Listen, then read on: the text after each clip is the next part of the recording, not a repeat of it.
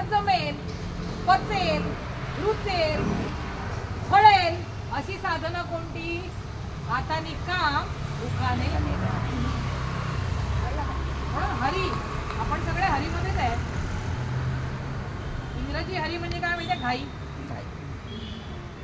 You are in Hari म्हणजे काय? अरे घाईमध्ये आहे.